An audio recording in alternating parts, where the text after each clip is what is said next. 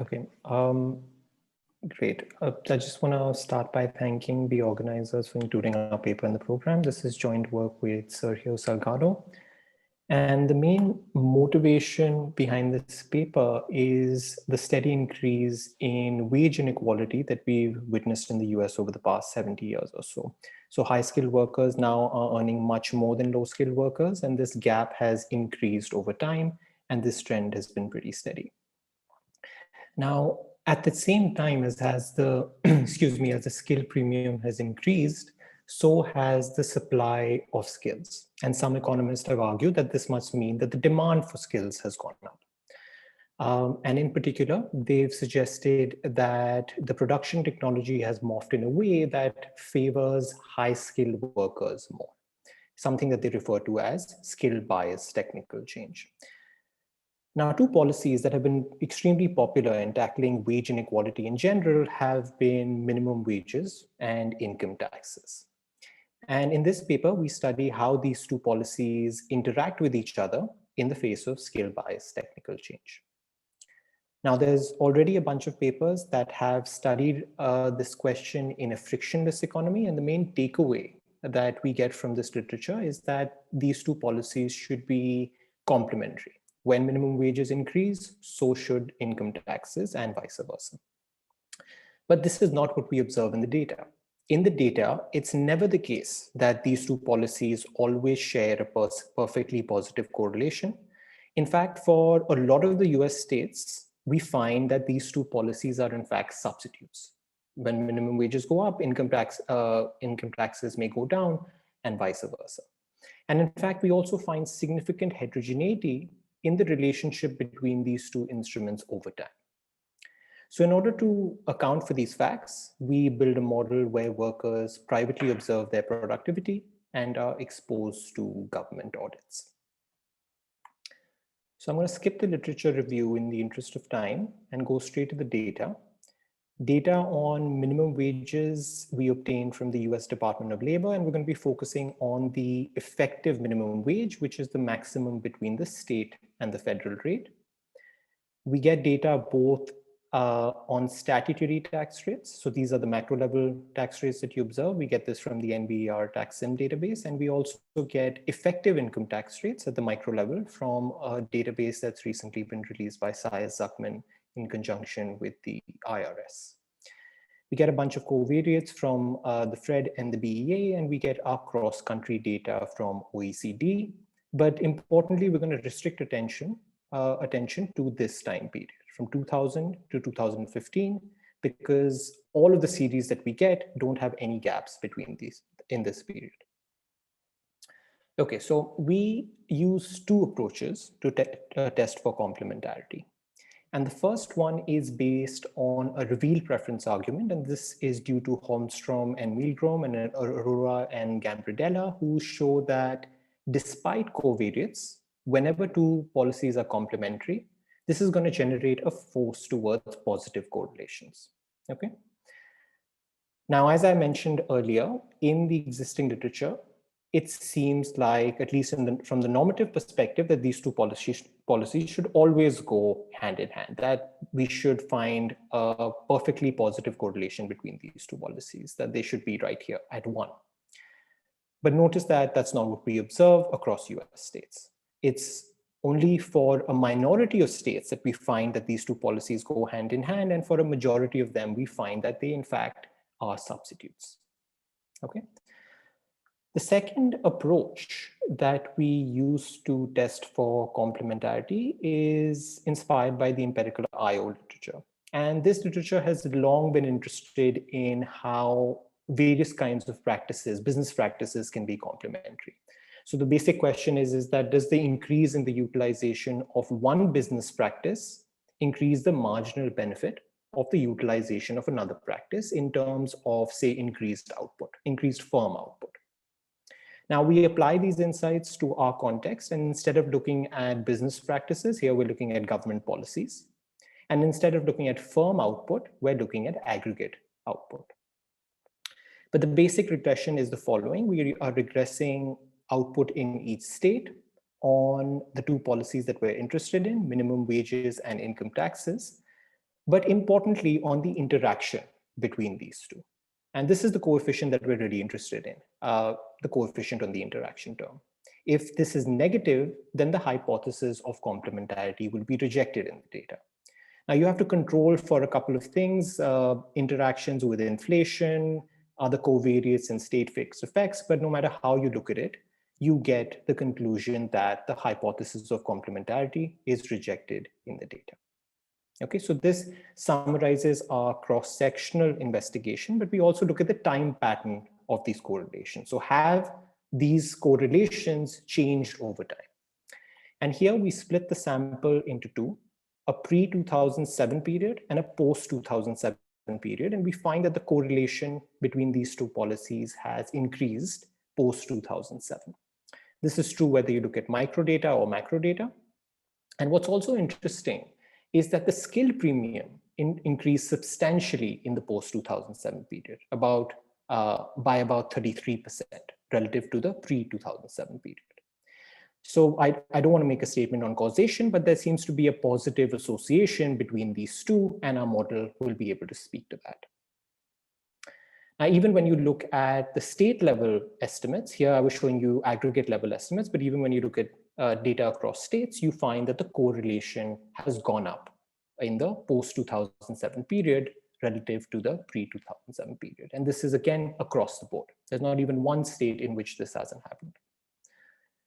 And there's also supporting evidence looking at cross-country data in countries where the skill premium is high, so where average to minimum wages is high, you see that these policies are complementary.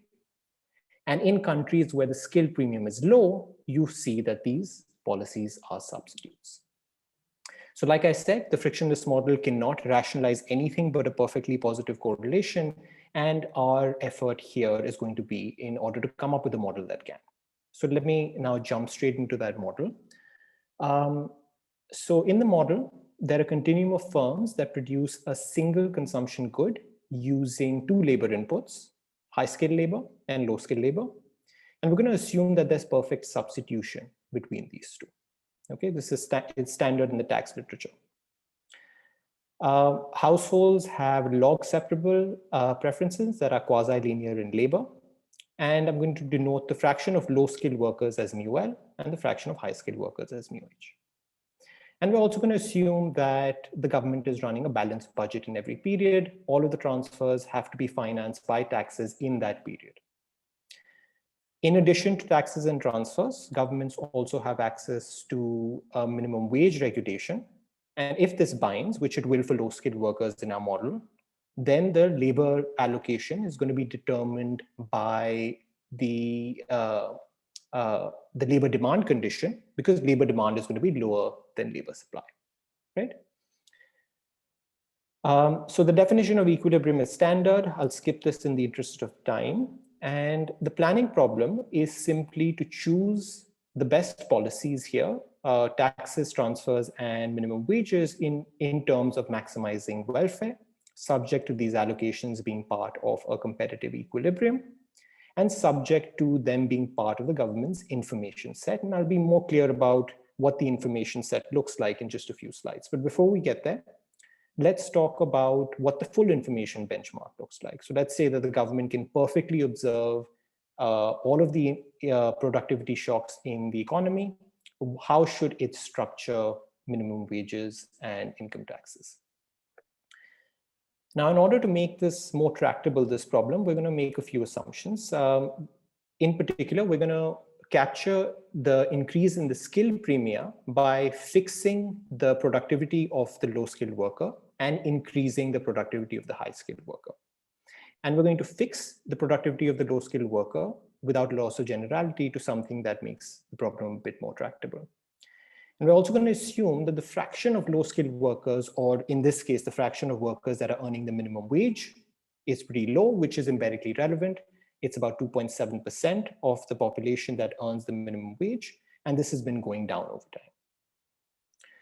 Now, under these assumptions, one can reduce the planning problem to an unconstrained maximization problem, which I've written down here. And in particular, notice that we can dispose of implementability constraints that make this a bit intractable. And we're going to focus on the maximum social welfare function. So this means that the government only cares about people at the lower end of the distribution. And we can show that that an optimal policy exists, an equilibrium exists, and after going through those checks, we get to the main comparative statics exercise of interest, which is how do income taxes respond to skill-biased technical change, and how do minimum wages respond to the same? And we look at two paradigms when policies are determined independently and when policies are jointly determined. So when policies are determined independently, we're keeping one policy fixed, we're changing the scale premium, and we're trying to look at what the effect on the other policy is. And here we find that taxes should increase as the scale premium goes up, and so should minimum wages. So in other words, they should be complementary. Now, when these two policies are jointly determined, this result may, or I should say could possibly be overturned, because the increase in the utilization of, say, income taxes in an effort to reduce wage inequality could reduce the need for using minimum wages to reduce inequality, right? So they could go in opposite directions. But here again, you find that there's a perfectly positive correlation. And the intuition is the following. As the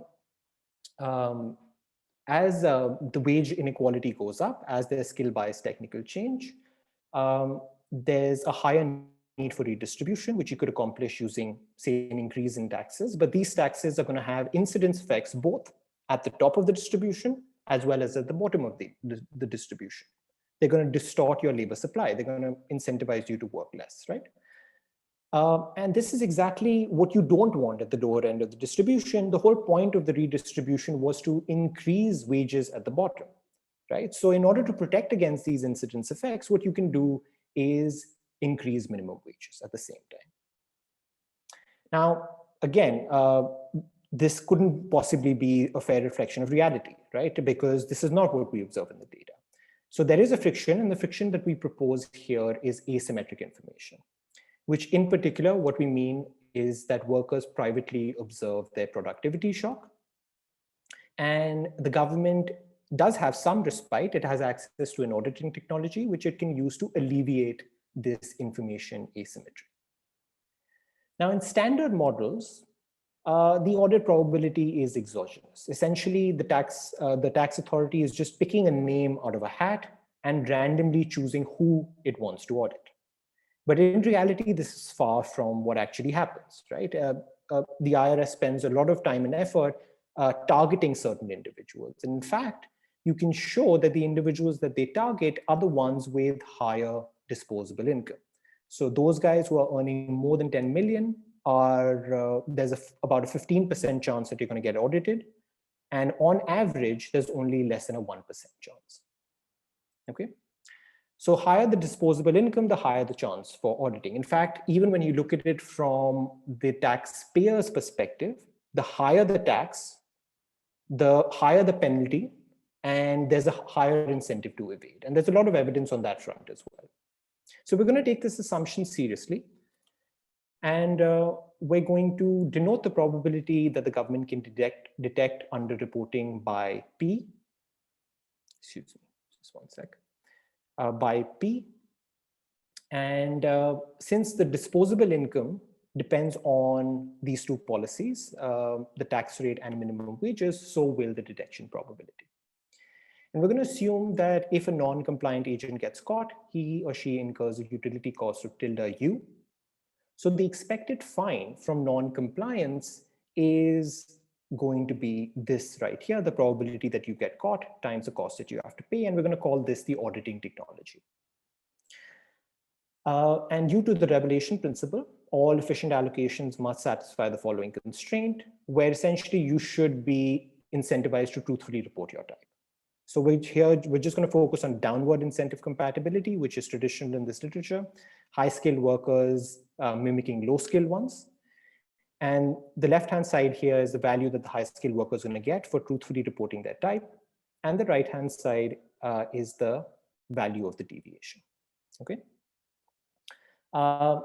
So in this world, the incentive constraint world, we're going to have the same social welfare function that we looked at earlier, but the information set is going to constrain these outcomes somewhat. And that's the incentive constraint right here. And one can show that this problem is well defined. But a key result that we get is that when the skill premium is high enough, then this incentive constraint does not bind, right? So we're back in the full information world. The lemma that I showed you earlier applies, and there has to be complementarity between these two policies, okay?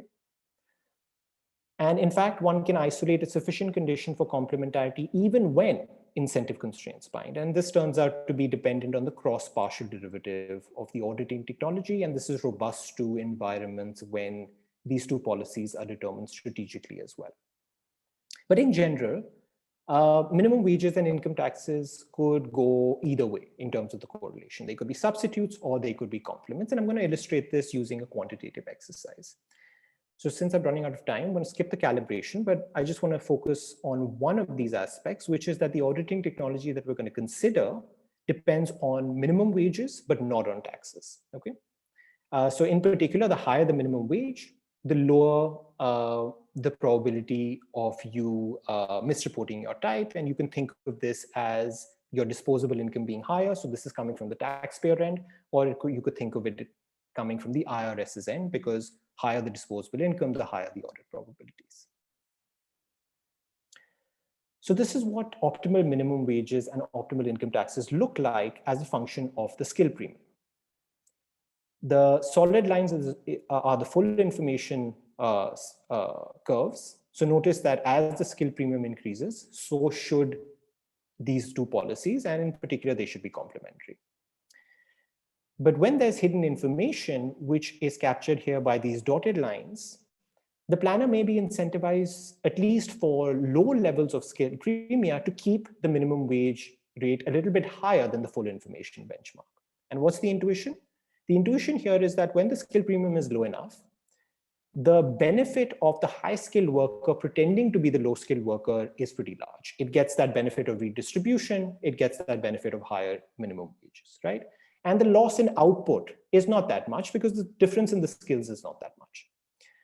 So the incentive constraint is really tight. And in order to increase the effectiveness of auditing or to reduce the disposition of the taxpayer to lie, it's beneficial for the planner to keep the minimum wage rate elevated higher than the full information benchmark. Now, as the skill premium increases, the incentive to pretend to be a low skilled worker goes down, and minimum wages can be brought closer to the full information benchmark without really affecting incentives for truthful reporting, right? Because now the output loss is going to be pretty large if the high skilled worker pretends to be a low skilled worker.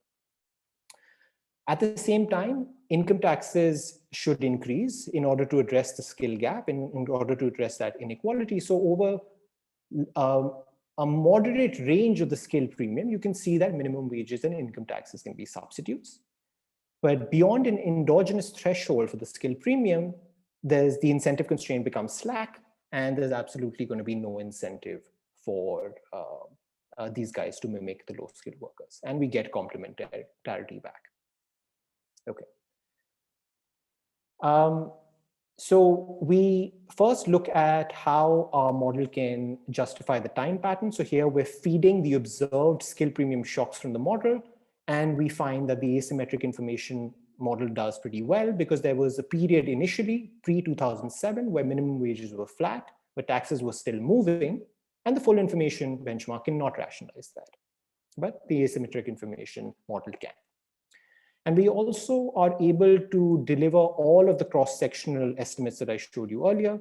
So here, if the auditing technology becomes more effective, the incentive constraint becomes more slack, and that pushes the correlation between these two policies upwards. There's more complementarity. So we can achieve any sort of correlation depending on the effectiveness of the auditing technology. So we can back out what the auditing technology needs to be in each state in order to deliver the correlations that we see in the data. And then to judge the goodness of fit, what we do is that we compare this to the data. And in the data, how are we measuring income auditing? We're measuring it by expenditures on financial administration, which includes expenditures on auditing. Okay, so I'm running out of time, but let me just say that the model fits the data reasonably well here as well. Okay, thanks a lot, guys. So if there are any questions, I'll stick around after everyone's done, and I'd be happy to answer questions then. Great, thank you, Shiv, for a great presentation. So I think in the interest of time, we can move to Sebastian Castillo, and then we leave questions and comments to the end. Sounds good.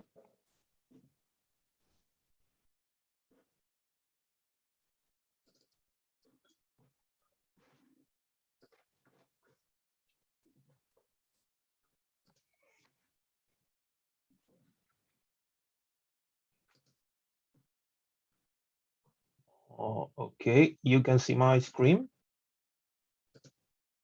Yes, we can see it, but it's not full screen. So, but we can see it perfectly. I mean, it's fine. If you wanna get ahead.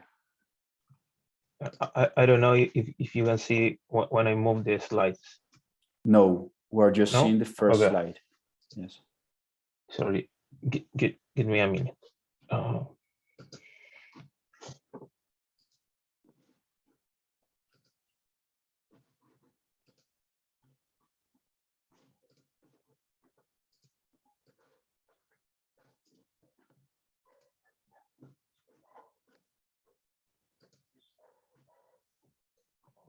Okay, now you can see. Well, yes, great. Yeah, thanks. So today I present my paper, Tax Policy Design in a Hierarchical Two-Side Model with Occupational Decisions. The motivation to write the paper is based on four main ideas. Increasing tax revenue is a recurrent topic for government, even more in times when the government needs to expand its spending. But traditionally, this kind of policy was made increasing taxes with the corresponding distortion in the whole economy. These are two examples from the general equilibrium literature who put the focus on when we increase taxes, we actually increase the evasion incentive and move some resources to industry where evasion exists. Also, from the empirical public economic literature, we know that evasion majority comes from income self-report. So potentially, when we increase taxes, we are increasing the incentive to participate in occupation where the major form to fill in your income to the IRS is self-report. So evasion and differential taxation distort the occupational decision. And this last statement made me ask the main question of this paper, which is what are the distortions in the design of tax policy due to tax evasion and occupational shifts? Try to answer that question. I can answer at least these other three. The first one relies on the optimal tax policy in this framework. The second concerns to the efficiency in the occupational decision. And the last one asks about what is behind the distortion in the case that distortion exists. Obviously, the contribution is to analyze the consequence for optimal tax policy when we have it in the same model, evasion and occupational decisions. So let me speak a little bit about the model and the key equilibrium concept. I borrowed the model from the paper of Isabel Sanchez and Joel Sobel in the Journal of Public Economics in 1993, but I include one sector, which is the dependent sector where evasion does not exist. So in stage 0, not to draw productivity for each taxpayer, which is basically a productivity in each sector, and a constitution define a fine rate P bigger than 1. In the first stage, the government maximized the social welfare function, choosing an optimal tax policy, which is composed by a marginal tax rate tau, smaller than 1, a budget for the IRS B, and a public good provision R. In the second stage, the IRS maximized the expected tax collection, choosing an audit probability for each possible income report in the self-employment sector. The expected tax collection is composed by the tax paid in each sector plus the expected penalty paid for evaders. And in the third stage, individuals make a decision, which is basically two. The first one is where to work. If they decide to be a dependent worker, they only pay taxes. If they decide to be a self-employed worker, they should decide how much income declared to the IRS. If they face an audit, they pay taxes plus penalty. And in the another case, they only pay taxes.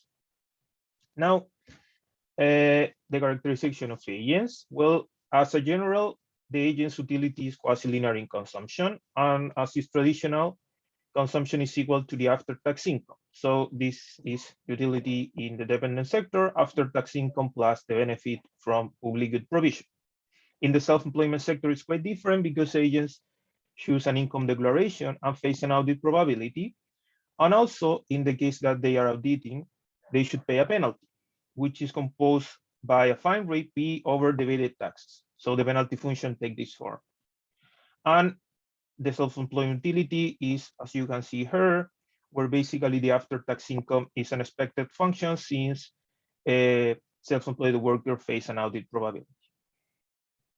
Now, in this model, the key equilibrium concept is given by the second stage equilibrium because in this stage interact the IRS with the agents.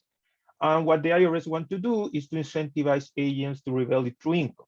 So I follow a mechanism design approach, defining an incentive compatible mechanism by a direct audit alpha, and an effective tax is capital T. The effective tax is the tax that a self-employed worker who face an audit probability alpha and reveal it through income should pay. Okay. The implementability requirement for this mechanism are two. The first one is the audit is not increasing in the self-employed wage. And the second one is the effective tax follow this formula to ensure that the self-employed indirect utility is equal as the indirect utility of an agent who reveal it through income. Finally, we can bound it from above the audit support with the minimum level who discourage evasion in any possible mechanism, which in this case is 1 over P. So the definition of a second stage equilibrium have three components. The first one is really very trivial. The IRS maximized the expected tax collection in the set of implementable direct IC mechanism. The second one said that at the equilibrium, anyone have incentive to move to another occupation. And the third one said that the threshold function exists and hold with the optimal condition that I defined in the paper. The threshold function is a result from the occupational decision and is a switching income level, okay, in the wage earner sector. So it's the minimum level that an agent accepts to work as a wage earner. And obviously, this gives us a kind of latent variable for the occupational decision. Now, the IRS problem. This proposition shows the solution to the IRS problem, where the audit solution take the traditional form, which is a bank function, who take the maximum value until some threshold, and above the threshold, audit is equal 0. This means that the IRS put its entire effort to auditing in income level that is more probably to find an evader, and also audit act as a threat for probably evaders. Using the optimal auditing, we can compute the effective tax, which is increasing and the same as one designed by the government until the threshold. And above the threshold, all taxpayers pay the same amount of tax, so it's a kind of full tax. The threshold is defined by the budget constraint, so it's the maximum level who allow the IRS auditing with the maximum intensity, given its budget and the audit cost C. As a corollary, the audit cost is equal to 0. The solution is trivial, auditing all the self-employment sector with the maximum intensity, and the effective tax is the same as one designed by the government. So this solution looks like this figure, where in panel A, we can see the audit, and in panel B, the effective tax. So those agents who face 0 audits face a 0 marginal income taxation, now paid the same amount of taxes. And both results produce a distortion in the occupational decision. Why? Because some agents who are more productive in the dependent sector, so are above this dashed line, prefer to work in the self-employment sector, so are below the red line. So this triangle here represent agents who move to the self-employment sector when they are more productive in the dependent sector because they can pay a pool tax and increase their indirect utility. But we need to solve the government problem for a complete characterization. The first result comes from the public good provision, which is the same as in the first best, and this is because of risk neutrality in agents utility, and it's well explained in Bodway and King. But for our purpose, rises two facts. The first one is the government has only 2 instruments instead of 3. And the second one is, sorry, the distribution of the burden to finance the public good is distorted. Why? Because some agents pay fewer taxes and enjoy the same public good level than the case where evasion does not exist. So the burden to finance the public good provision increase for low-income self-employed agents and all the dependent work. Now, regarding the optimal marginal tax rate, we can decompose the optimal rate into 2 effects, welfare and revenue. Welfare rely on the effect that marginal tax change had on the after-tax income and consequently on consumption. So we need to capture the welfare effect through this. And revenue have 2 pieces. The first one is the mechanical effect of tax change. And the second one is the effects over the extensive margins. Since we are moving the marginal taxes, potentially some agents decide to change the occupational decision. And in this sense, we need to capture the gap between the tax paid in different occupation of those agents. So the interaction of both effects produce that the marginal tax rate is smaller than 1, which is contrary to Sanchez and Sobel, who obtained a marginal tax equal to 1, showing that not include occupational decision produce an upward bias in taxes, and taxes bigger than the optimal distort even more the allocation of agents. And the only policy that the government can do to vanishing the incentive to work in the self-employment sector is to fall down the marginal taxes. Now concerning the optimal IRS budget, we again can decompose the optimal level into 3 effects: behavioral, revenue, and welfare.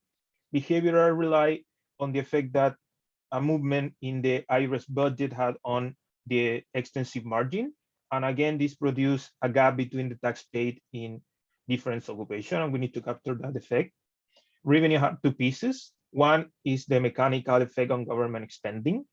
And the other one is, since some taxpayers pay a pool tax who depends on the switching income level or the income level who resolve the IRS problem, when we move the budget, the IRS budget, we are moving this income level.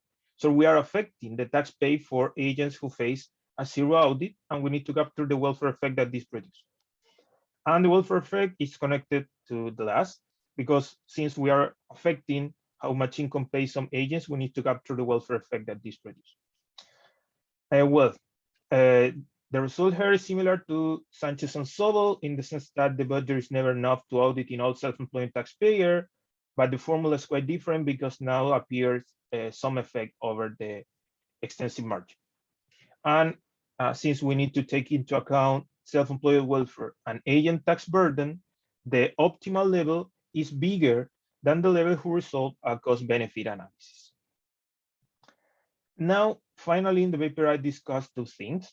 The first one is the possibility to implement differential taxation to improve the allocation of work. I define differential taxation as 1 marginal tax rate for 1 occupation, or for each occupation. I showed that differential taxation is optimal, but implies higher marginal taxes in the self-employment sector.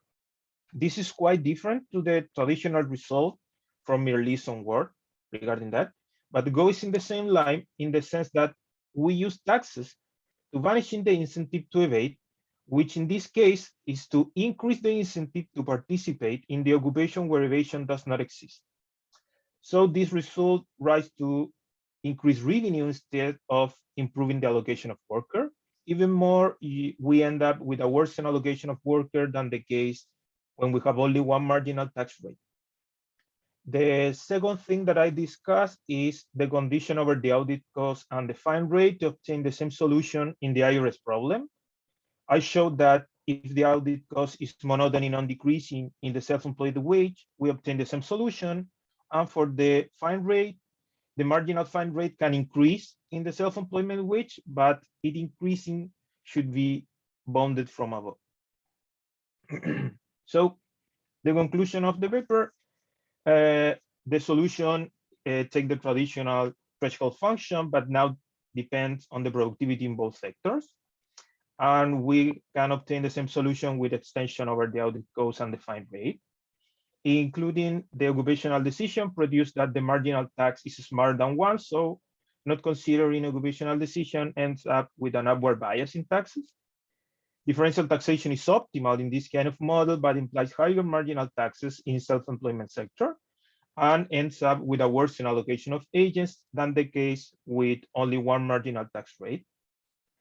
Finally, the IRS budget is never enough to audit in all self-employed work. So gathering all these results, concluding in that at the optimum, some workers prefer to work in occupation where they don't have the biggest productivity, specifically agents who are more productive. In the dependent sector, work as self-employed because they face zero audit and obviously increase their indirect utility.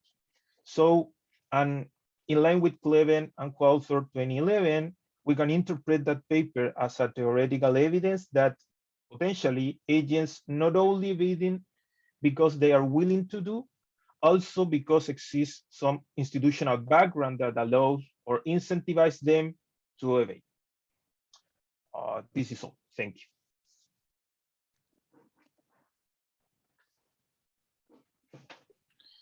Great. So we still have, since you started, 5 minutes to go. So I don't know if we can open the floor to questions about Sebastian paper or clarifications. Yeah. Go ahead, Miguel. Hi, thank you. I was wondering a couple of things, but probably the most important one is the wages that you assume are paid in each sector are not obtained in equilibrium. They are assumed to be constant. Is that correct?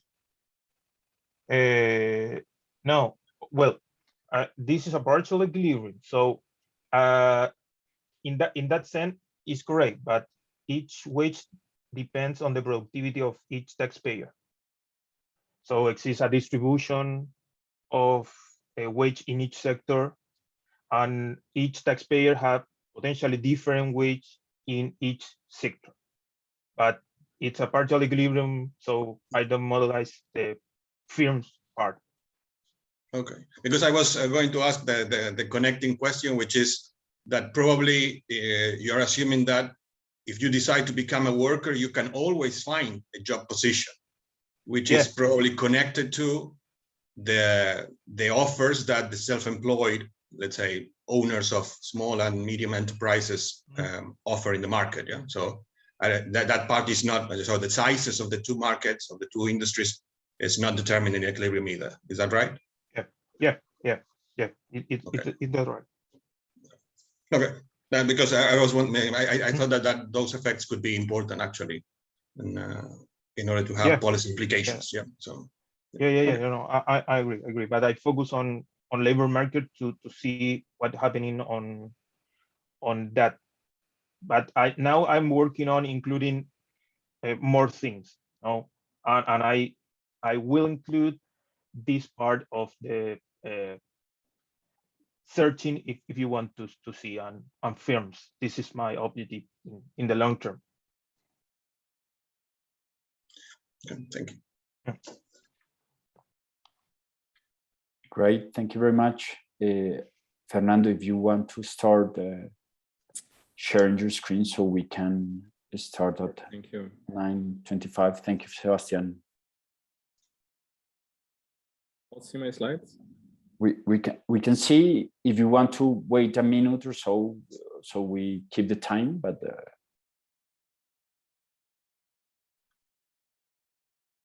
let's start. Huh? Great, go ahead. So yeah, thank you for organizing this panel. This paper is with Santosh Anago and Jonah Rexford, and it's about zoning reform in the city of São Paulo, actually. So the motivation is quite straightforward, and the population is growing, especially the urban population is going to grow even more in the future, and we need housing to deal with that. There are major constraints, though, to the private sector supplying housing. And the ones that I'm going to focus here in this paper are zoning and building regulations that are known as NIMBYism. And this is important not only because people, and people need a place to live, but zoning has also major implications for prices, for segregation, economic output, and welfare more generally. Now, there are three main political challenges to study the impact of zoning.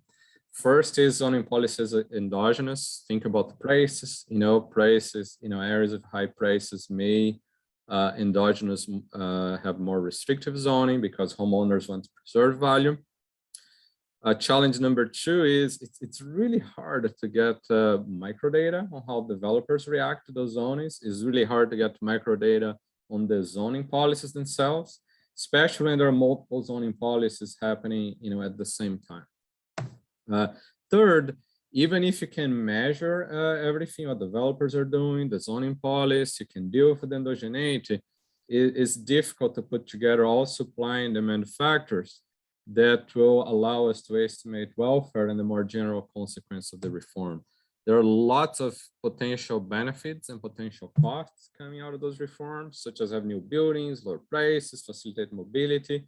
On the other hand, it may increase congestion, have demographic changes, homeowner wealth losses. So it's a really complex policy to evaluate. So what we do in this paper is we attack those three challenges.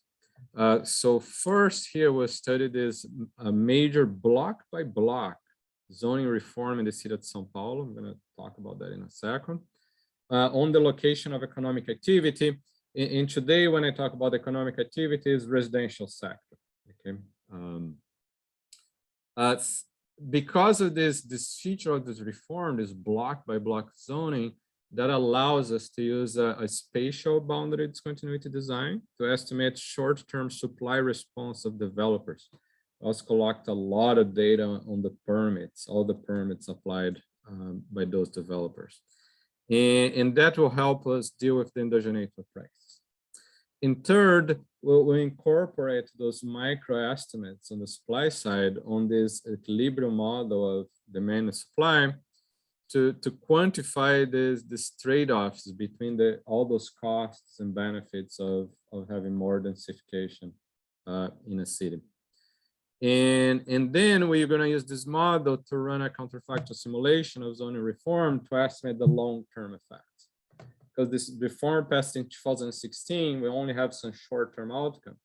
The long-term effects will come from the model.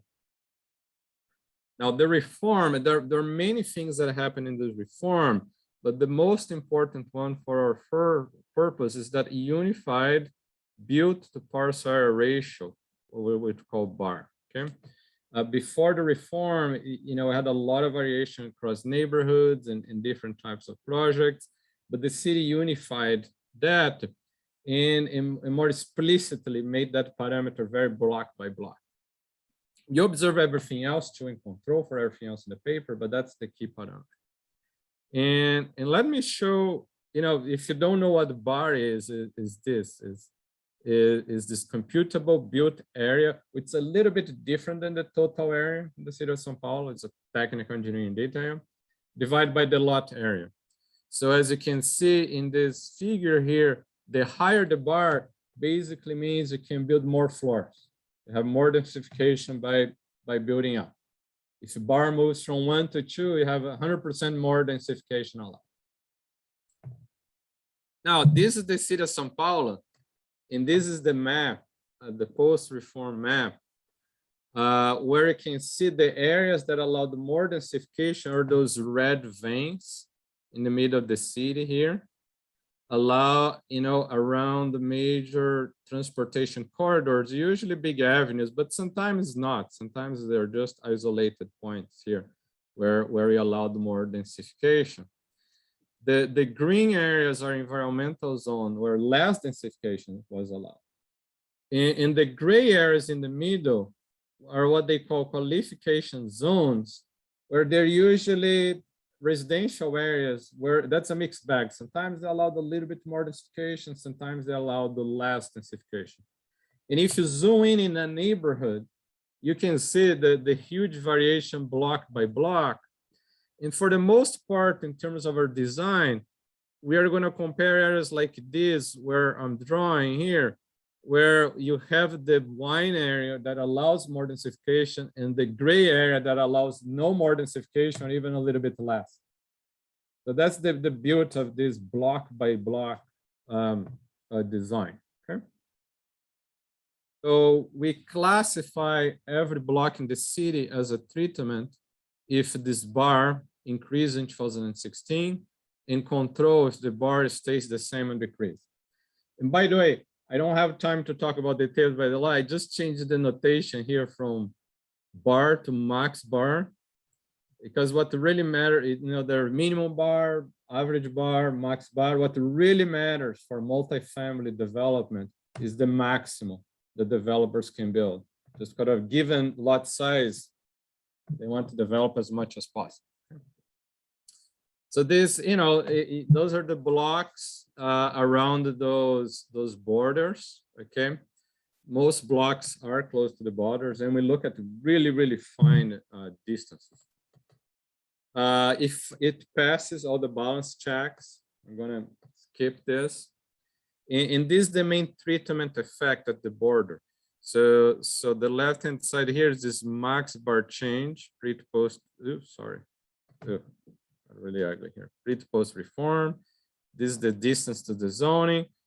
And this distance here is about 1.3, 1.4 increase in max bar. Okay. Which allows more densification in the blocks with higher max bar. I'm going to skip the table that shows their D. This is the main result, is the reform impact on multifamily permits.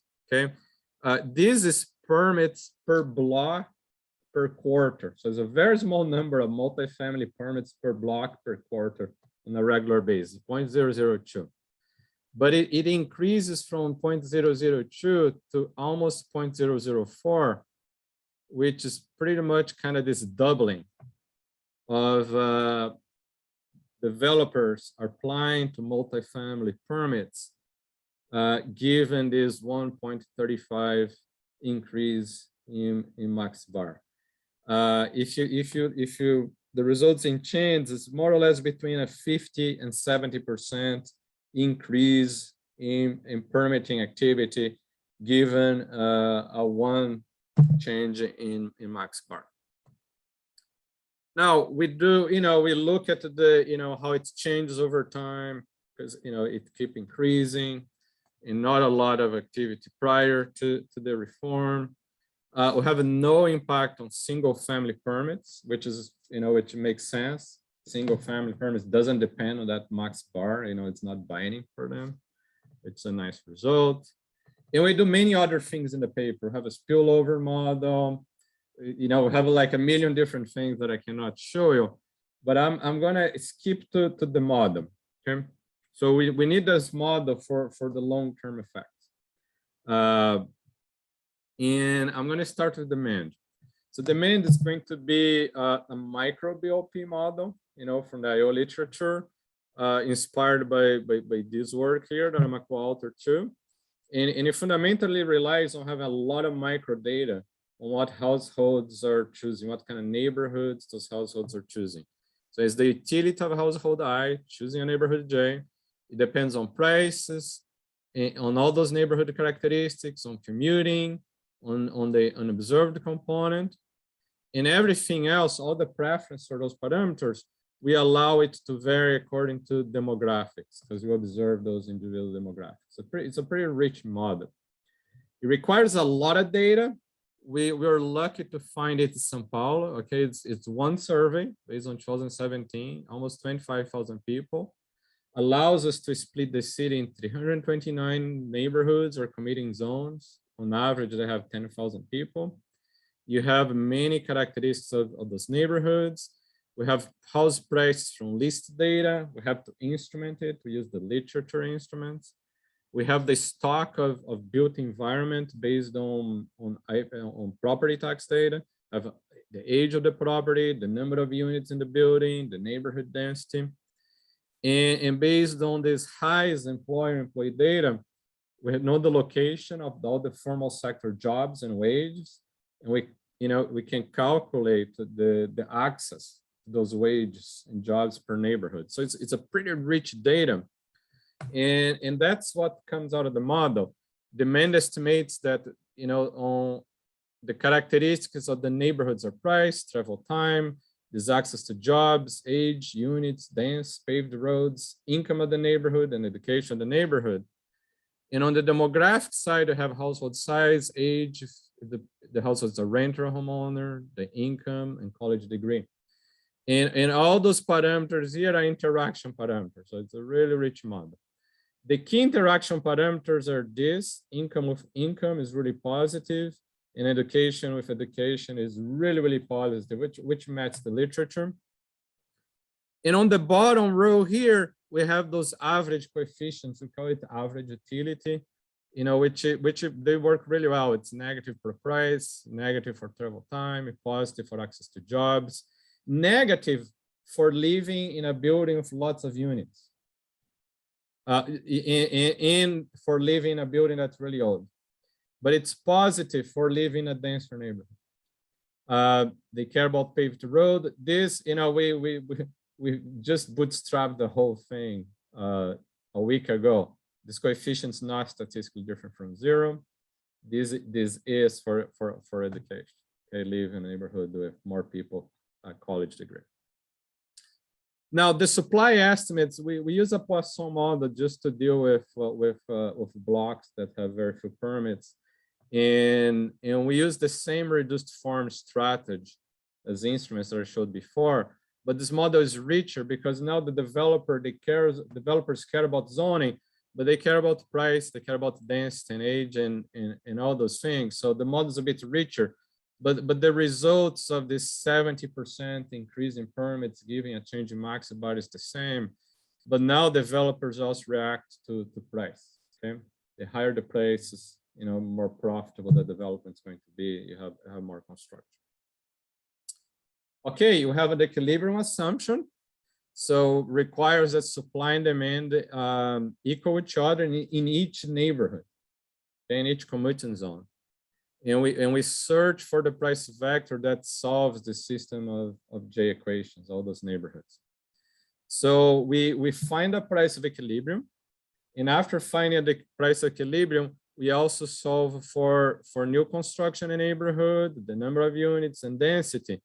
And we solve for the household sorting that comes with this different price in the different built environment. So people sort to change a little bit the average income and the share of college into neighborhood. And it's a simple calibration in the sense that our shock is going to be a 10-year shock in the supply, and we allow, for one resorting only. We do a number of robustness tests to do multiple equilibrium, if the equilibrium exists, and so on, but I'll skip all of that here. We do 3 counterfactuals. The first one is the baseline, which is the parameters prior to the 2016 reform, which is this 2004 zoning parameters. We have this 2016 zoning reform, and we have this double bar, which is a more aggressive reform, which have a lot more densification.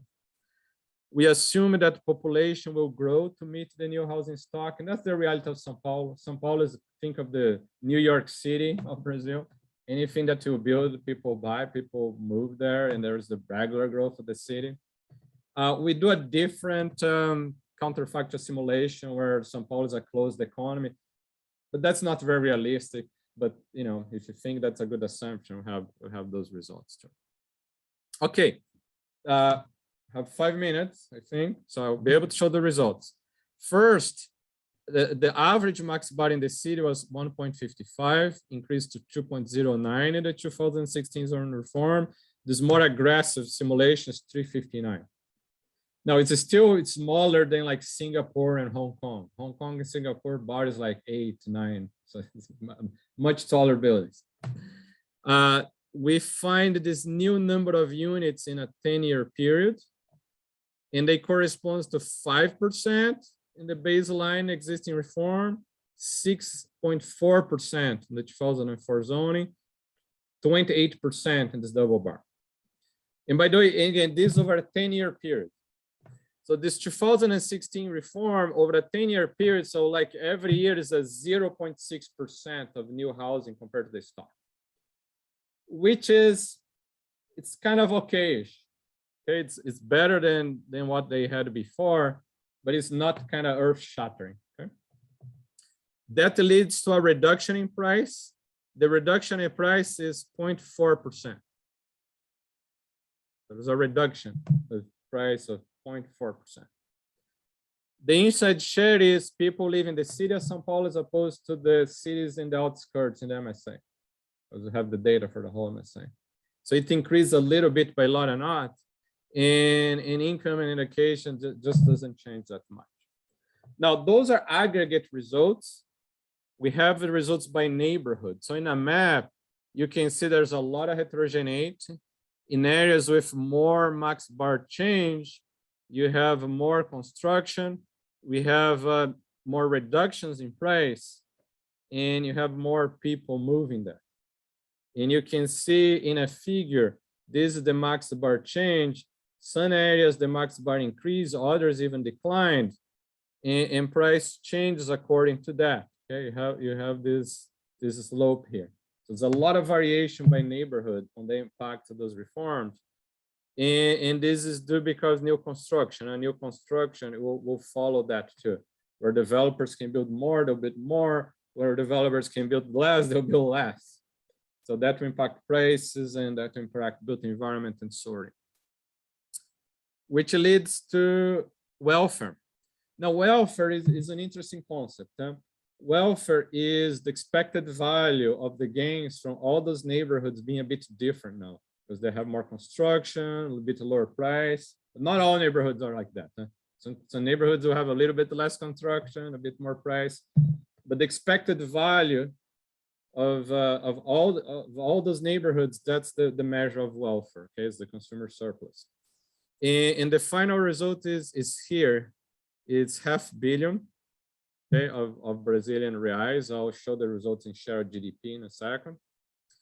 But basically, what shows is by income here, high income households benefit more than the low income households, and college degree households benefit more than the non-college. That's thing number one of those reforms. Second is there are 3 columns here. Okay, prices change, all characteristics change, commuting change. That's why the final results here were kind of everything that's endogenous that are allowed to be endogenous model change, but only the price effects is 100. And when you allow the built environment to change to is 4 or 5 times larger, which means that it's really important in the welfare calculation to take into account the change in the quality of the neighborhood. Okay, and this new construction is really important. And it makes sense because if you remember the demand result, people really care about those features here, and they matter for welfare. Finally, we can put together all welfare measures, not just the consumer surplus, which is this $500 million with a small share of GDP in São Paulo, 0.06, but we can also look at the change in the value for the homeowners, the housing wealth losses. That's much larger, 7.5 billion. That's 1% of GDP. That's gigantic. And the landlords losing value too. And the producer surplus, it's positive, but it's kind of in line with the loss of value for the landlords. We do a back of the envelope of change in productivity, which is as small as the consumer welfare. And what's really very smaller is the change in resident welfare. By the way, I noticed that we divided by too much here. Should be 1 0 less. So sorry about that. But it's still quite small. So new residents, they really don't matter much. But the key the key result, which is it's great, welfare increased, but the change in loss, housing wealth loss for the homeowners is so much larger that dwarfs the impact of the reform of consumer welfare. And now, if you decide to do a double bar reform, all the results are much larger, of course. And cities could go in that direction. The only caveat, and I'm out of time, is those are no marginal change. You should look at the results with a bit of a grain of salt. Fernando, you should wrap up. But I'm done. Thank you. Yes, great. Thank you very much. So, okay, it's my time. If well, I keep the time, but if someone wants to keep it for me as well, please do it. Thank you for great. Okay, great. So, well, thank you for connecting now, being logging into this section of the LAMES talk. I'm gonna talk to you about a joint paper with Julian Costas Fernandez from UCL and Mayra from the University of Ottawa that is called Train to Opportunity, the effect of infrastructure on intergenerational mobility. So there is a huge literature that shows that where you live is important. Your neighborhood is an asset because you have access to different sort of public goods and so on. One of them is the access of transportation, and we know from that literature that the access to transport means is different across different populations, populational groups. And usually the poorer part of the population have worse access to transport means. That has motivated a lot of governments and a lot of interventions to motivate and to claim that the large infrastructure projects have the scope and to actually tackle unequal economic opportunities. So we see that across the board that large infrastructure projects are motivated to actually reduce inequality, to improve opportunities, and so on. But there is a lack of long-term, at the individual level, long-term evidence on what's the effect of infrastructure on opportunities, basically. So the question that we address here in this paper is whether transport infrastructure in the shape of trains can break the link between the occupations of fathers and the occupation of sons. Okay. So what do we do to address this question? Basically, we are going to construct a new data set. We're going to identify more than 900,000 father and son pairs for a span of 60 years in England and Wales from 1851 to 1911. We're going to be able to geolocate individuals down to the street level thanks to a very detailed geographic data set and a very detailed census data. And to tackle the question, we're going to exploit the expansion during the 19th century of the railway network. As you know, basically, the United Kingdom was the first industrialized nation and one of the first nations to build an extensive railway connecting different parts of its territory. Of course, we're gonna face an important empirical challenge, is that these railroads were not built randomly. There were interest groups, there were places of opportunity, there were places where you could extract natural resources. You had poorer neighborhoods in which it was cheaper to construct a railway than in wealthier neighborhoods. You have members of parliament blocking initiatives to build railways that crossed their states and so on. So we have this issue of the endogeneity, depending on economic opportunities, political power, and so on. And we're going to deal with that indigeneity problem. We want to measure the access to railroads and its effect on economic opportunities and on occupational choice.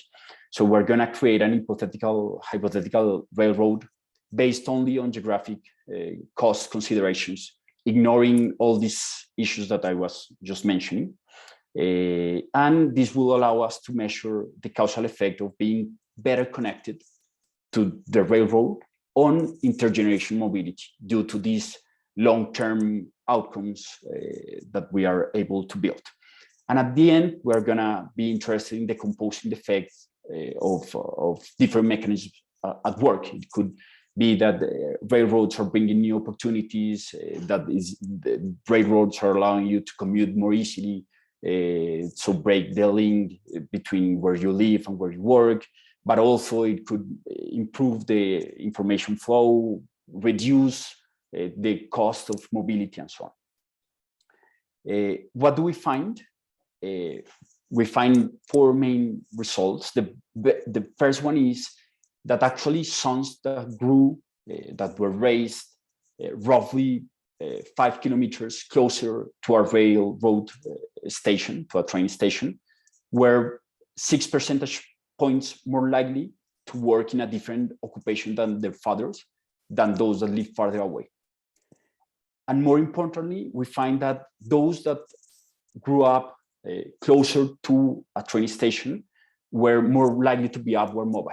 So we are able not only to have access to a very rich information about what sort of occupation fathers and sons were following, but also we're able to rank these occupations by economic status. So basically, we find that better access to railroad network actually improve the mobility, the social mobility of sons.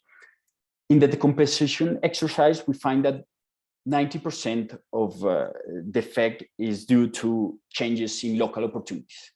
It's not only that new opportunities are coming to town, but you have access to new opportunities that become local because it's easier basically to go and work in a connected place.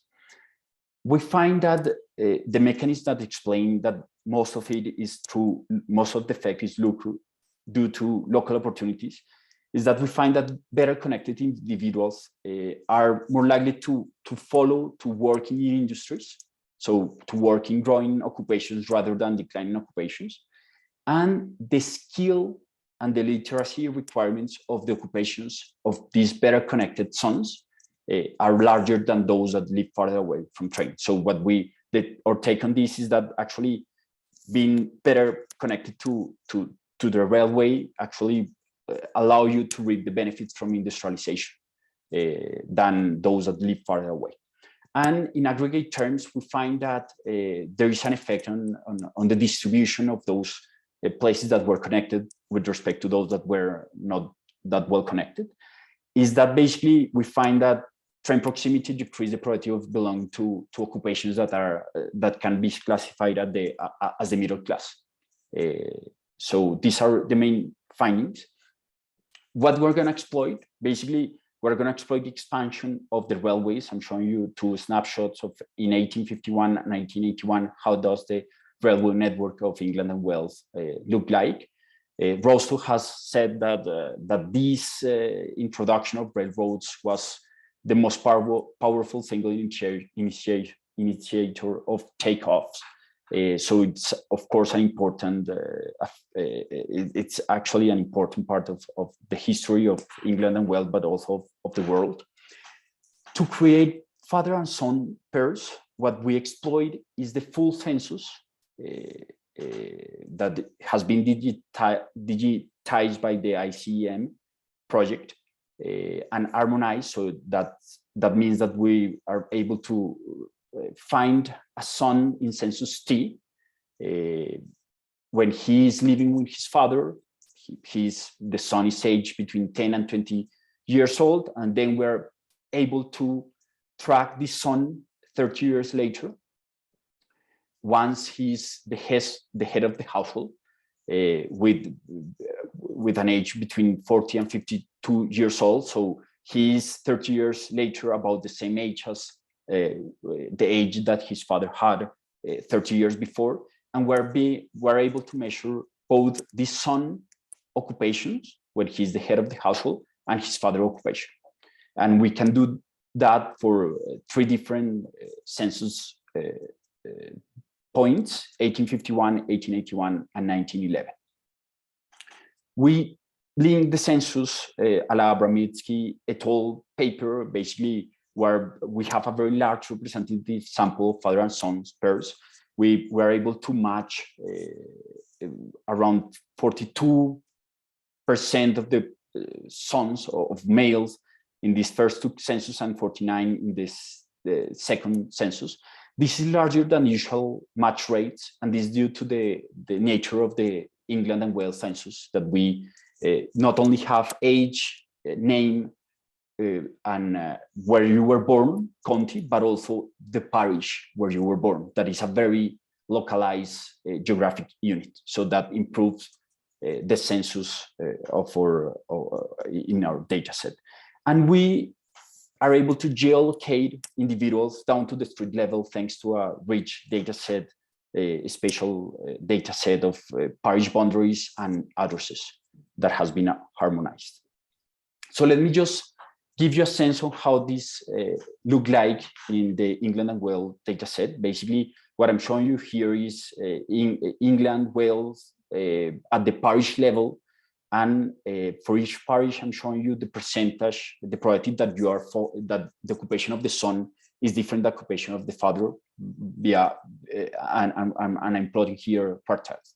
So you see that there's a huge variation, spatial variation.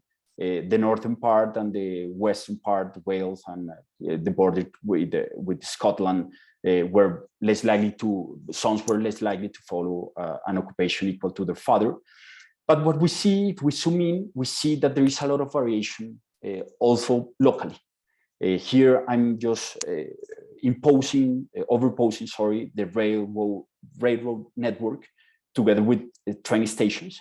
And we see that we, even close to Liverpool, the Liverpool port, we see a lot of variation. So what we're gonna exploit here is basically, given that we are able not only to know whether a parish was connected, whether the railroad passed through a parish or whether a parish had a train station, we're also able to see where individuals lived. So we are gonna measure basically controlling for a lot of historical characteristics and very localized market data level. We're gonna basically know how far you live from a train station, and we're basically compare the causal effect of being closer to a train station than being farther away. So let me just walk you through our empirical strategy. So basically, we are interested in explaining intergeneration mobility of family A that lived together in County C in census year T+1. And we are gonna explain intergeneration mobility with proximity. So basically, first, for intergeneration mobility, we're gonna have 3 different measures. The first one is whether father and son were working in a different occupation.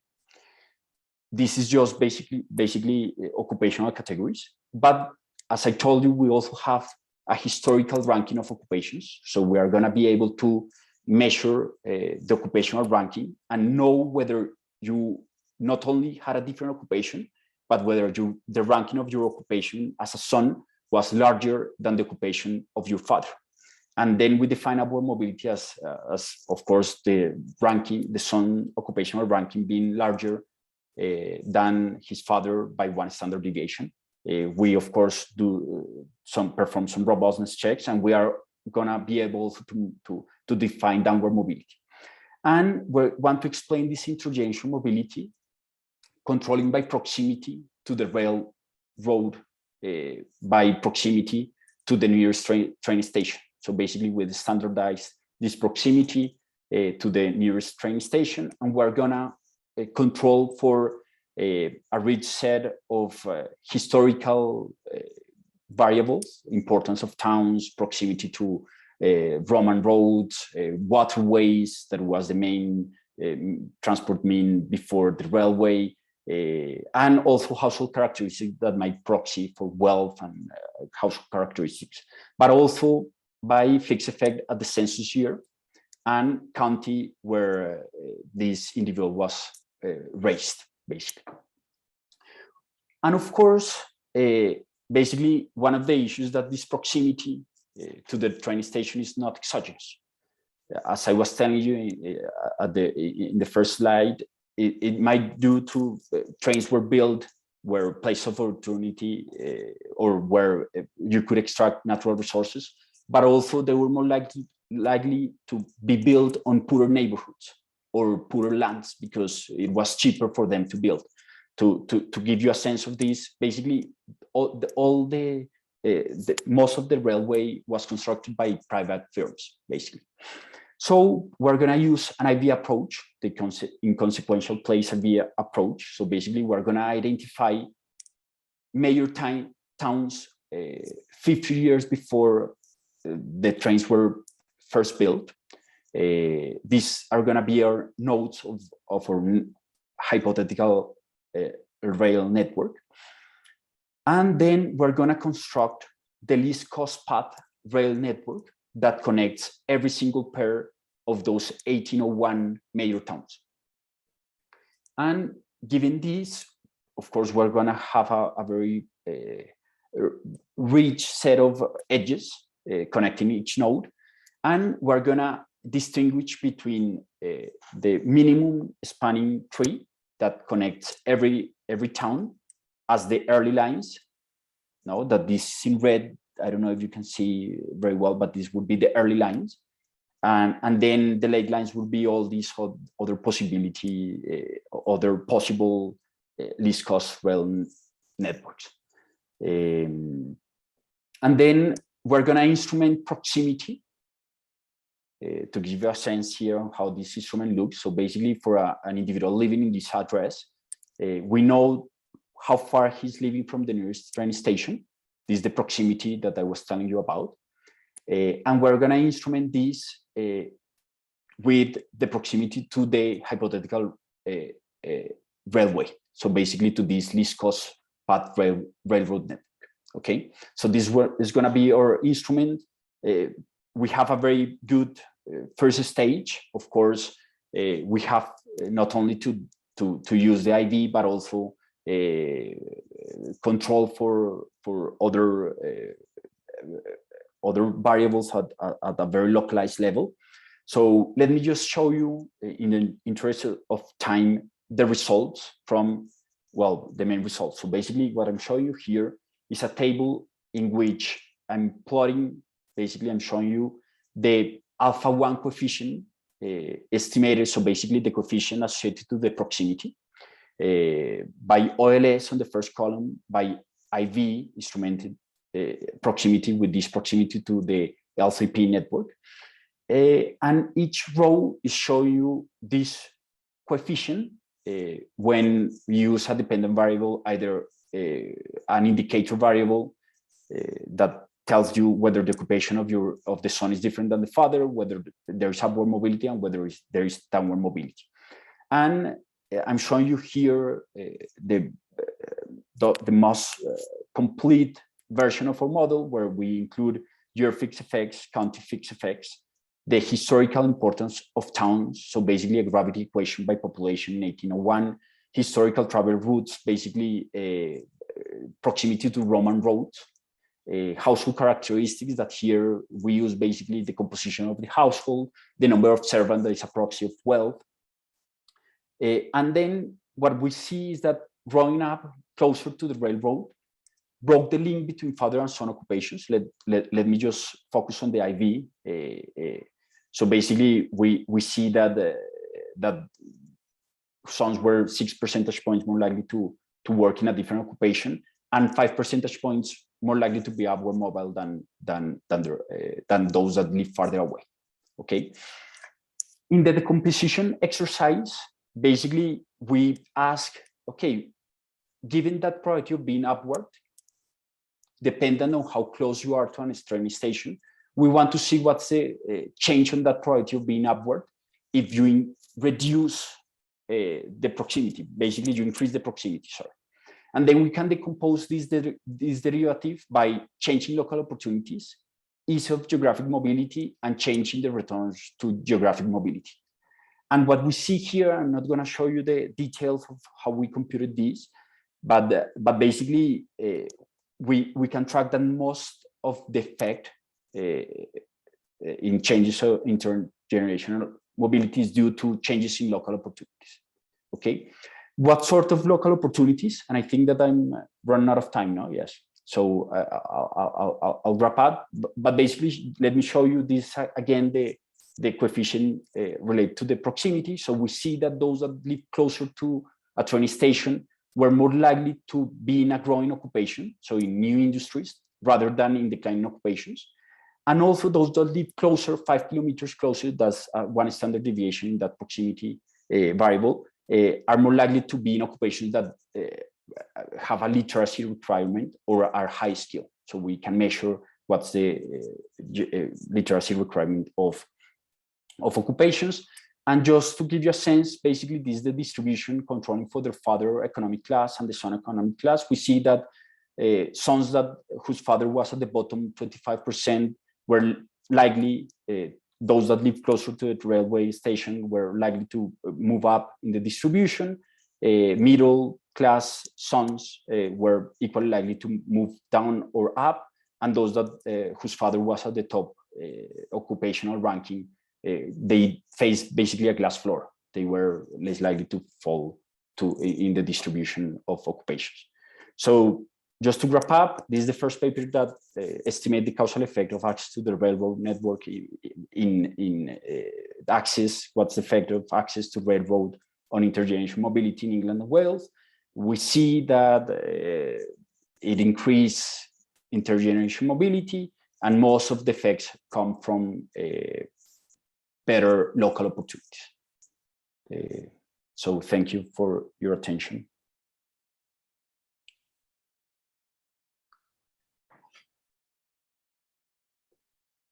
So I don't know if there's any question not only related to my talk, but to Shiv, Sebastian, and Fernando's talk. We can open the floor to discussion.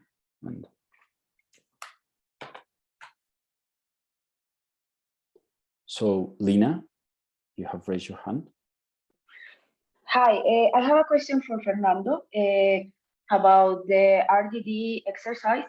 I was wondering if you consider that the way that you are measuring your running variable or your score could lead that you are comparing blocks from, I don't know, the north of the city with the south of the city, as they were like neighborhoods, like they close to each one. Have you considered that? Do you maybe make a correction about that or something like that? I'm not sure if I fully understood the question. Yeah, but you know, there are two things. For this very, very localized. Our final model includes neighborhoods fixed effect, so everything is done within. Because maybe there are concerns that in the pre-reform, too many decisions were done at the local level, and maybe that's what's driving the results. But it doesn't seem to be the case. And then there's the heterogeneity. Yeah, in a version of the paper, we paid a bit more attention on this heterogeneity by parts of the city, where we didn't have this model. The model becomes really complex, and in a way deals with this choice of different neighborhoods in the city, you know, at the same time. But I guess we could do a little bit more in terms of showing some examples of, you know, what's happening in certain neighborhoods. You know, I mean, we're economists, tend to show those results in aggregate and not really focusing in certain case studies, but that's something that could be done. Thank you. So I have just two short questions, one to Shiv and the other one to Fernando. So Shiv, as I understood you, you assume that the priority of earning a minimum wage was close to zero in most of your results. The proportion of low-skilled workers earning the minimum wage are close to zero. Yes. Okay, yes.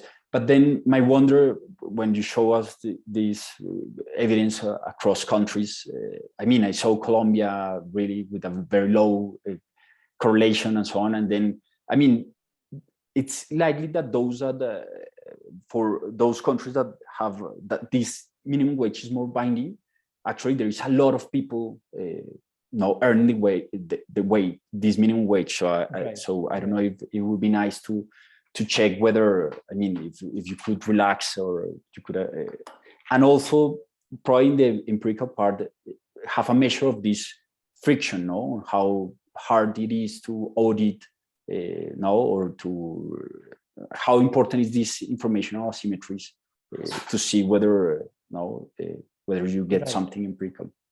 Fair questions. Thanks for that. So most of our stuff is sort of geared towards the US. So at least in that sense, I think the assumption that the proportion of low-skilled workers is close to zero is pretty, I think, accurate. But I think your point is well taken. At least for cross-country data, it would be nice to relax that assumption. The reason why we keep that assumption is because it makes us able to cast the social planners problem in a way where we can apply supermodularity techniques to get the complementarity. That's not to say that in a general framework, some of these mechanisms won't be there. It's just that analytically it'll be hard to get that. But maybe perhaps quantitatively we could do that. With regard to your second question, as to it would be nice to compare what the model suggests in terms of what the audit probabilities should look like across states and what they actually look like. We address that using a non-targeted estimation, in the sense that we back out what the audit probabilities need to be in order to deliver what you see in the data, and then we see if it actually mimics the data. And in that sense, the Pearson chi-square test cannot reject that the model is a good fit to the data. But I appreciate that. And the short question with Fernando, but you can defer it back to hear from Andrea, but it was in the quality of neighborhoods. One of the main discussions that I hear with the zoning reforms is, I don't know, traffic jams and electric supply and so on. I don't know if, I mean, your results of welfare gains are super interesting, but I don't know if you could incorporate that into this welfare change, or you haven't. We do have a measure of congestion. Well, we have many measures of congestion. First one is the congestion at the building level. Having too many units, people dislike that to estimate on a model. The second is the density in the neighborhood. People on net, they care about it. Third is our commuting. We have a commuting equation where it depends on the location of residence, location of work, and how many people live in those places. Because, you know, the more and more congestion, so we see congestion increasing. But that, you know, and that reduces a little bit welfare. But because there's so many things going to the welfare equation, it's not enough. You know, the gains from having those new buildings, the new constructions, is much larger than the congestion that we estimate. But that's a very good point. And we hope this model become, you know, generalized to look at any issue like the one you mentioned. So let me use this before Andrea can ask a question. Let me ask you a quick question, Jose. I thought this was a very interesting paper, very cool data and setting. And we always want more, but my question would be, I mean, the train stations had impact on the sons finding different jobs in different occupations. The mobility effect was small, which makes sense. I'm not sure if you can detect if there is any change in where firms are locating, because that would and if you don't, do you expect that to be small, like the people's location decisions? Very few people change. That's a great question. We're working on it. So now we're exploiting some data from a Hornbeck paper in which they geolocate chimneys across England. Because basically, as the census is household data, we don't have information about the industries, and it's very scarce and so on. But we're gonna exploit this, and we came aware of that data last week. So we're gonna hopefully in a couple of weeks time have something to tell you about that. but that's a great point. Good. So Andrea, I think you have. Yeah, so I want to follow up on your question, Dushib, about when you try to think about this in a not the US context, there are two things that I may be a little bit worried about in the transferring the idea of the model. The first one, it is the Withholding system generally works, but in very small firms, you could have employer-employee collusion to hide income. Like I'm working on a paper in Ecuador that kind of shows that. So like that would be like kind of the first thing. And the other one, it's once you start going away from the very developed countries, you start having this problem in public finance, like in this literature, that probability of detection and probability of like sanction start being different. So the tax authorities have lower capacity. So it may be the case that, you know, like if you are more productive, you also have a better idea of how that works. And like the sheltering costs may be different from you. So you know that there may be a range of hiding income over unpaid tax that even if they detect you, they won't follow you just because they cannot. That would be like how, like things that I will worry about, like extend them on that direction.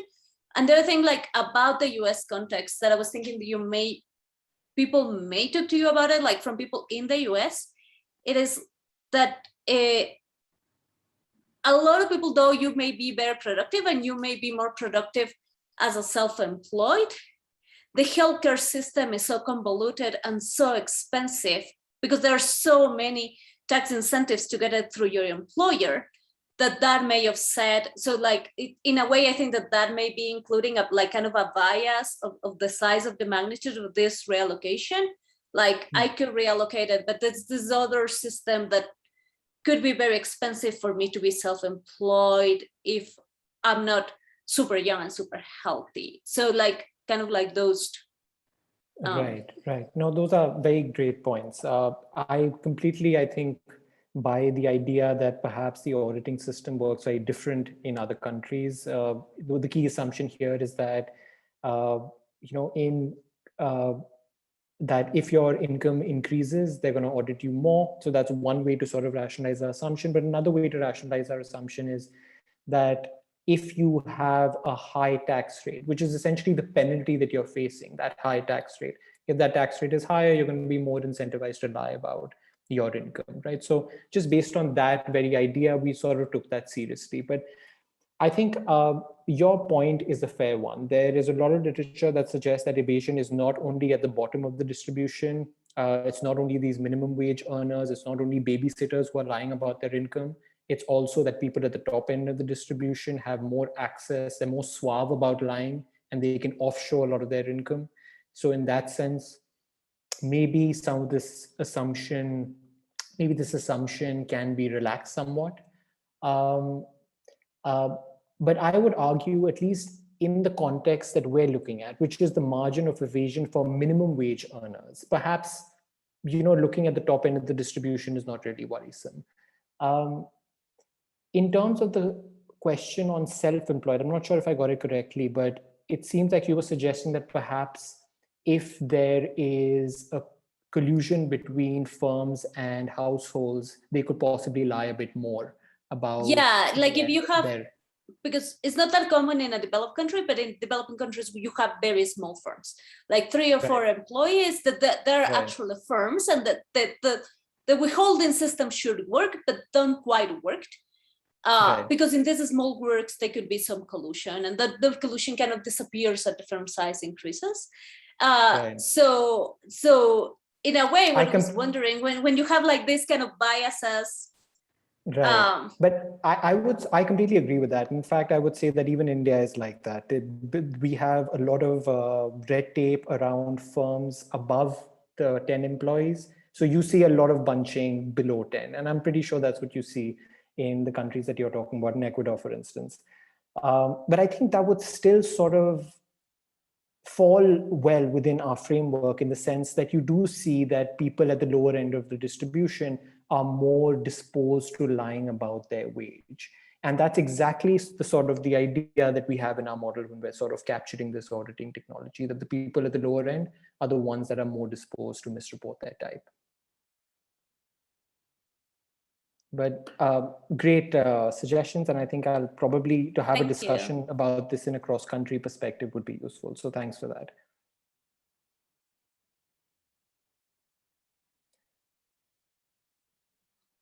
All right, guys.